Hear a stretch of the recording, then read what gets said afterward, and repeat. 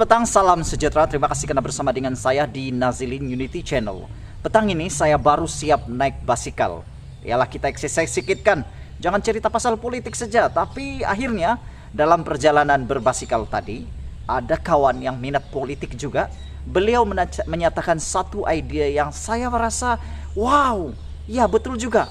Beliau mengatakan bahwa 2-3 hari kebelakangan ini ada berlaku krisis siapa jadi timbalan Perdana Menteri yang mungkin akan dilantik oleh Muhyiddin Yassin. Ada perebutan dan sebentar tadi dibacakan oleh saya daripada Malaysia Kini menyatakan daripada Malaysia Deadline mengatakan bahwa timbalan Perdana Menteri bukan milik UMNO tapi dimiliki oleh PAS sebab kedudukan dalam mesyuarat itu siapa yang duduk di dekat Perdana Menteri itu adalah hierarki. Dalam satu mesyuarat biasanya hierarki tempat duduk itu adalah sudah ditentukan mengikut jawatan. Dalam mesyuarat itu duduk sebelah kanan Tan Sri Muhyiddin Yassin adalah Hadi Abdul Hadi. Bermaksud menurut Malaysia Deadline ada harapan timbalan Perdana Menteri bukan milik UMNO tapi milik PAS. Kawan saya tanya, dia cakap daripada bergaduh-gaduh, daripada berebut-rebut PAS dan UMNO menjadi timbalan Perdana Menteri, kenapa tidak Jeffrey Kitingan saja yang jadi timbalan Perdana Menteri? Terpikir saya, oh iya kan, ada juga rasional dia, ada juga logik dia. Kenapa patut Jeffrey Kitingan yang harus dilantik timbalan Perdana Menteri? Pertama, Borneo belum pernah ada timbalan Perdana Menteri sejak kita merdeka.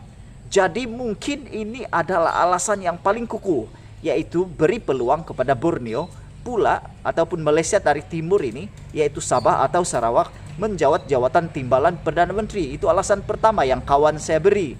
Alasan yang kedua, mengapa Jeffrey Kitingan boleh menjadi timbalan Perdana Menteri, kerana credibility beliau, kebolehan beliau untuk menentukan jadi kingmaker di Sabah. Selalu Jeffrey Kitingan jadi kingmaker.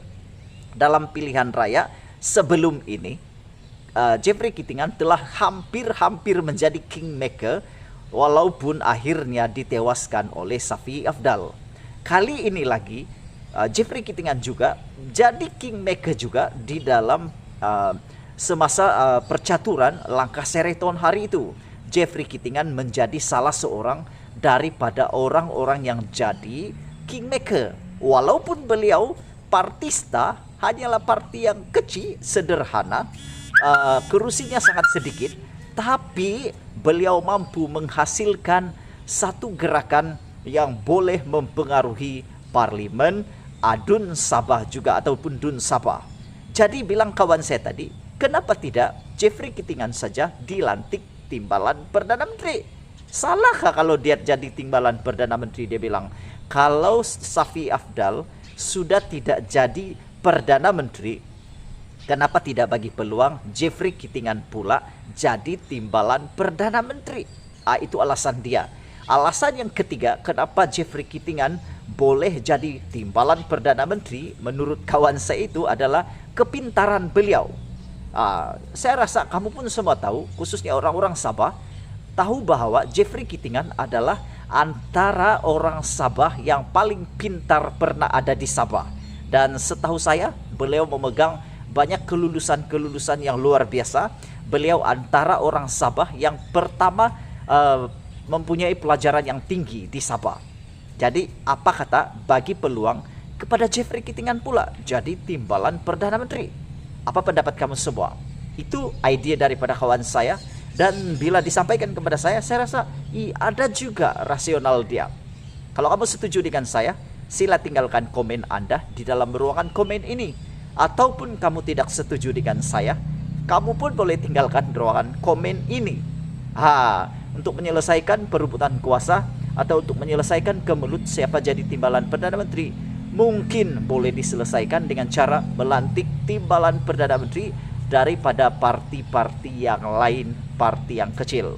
Itu saja daripada saya untuk petang ini. Semoga minda Anda terbuka petang ini.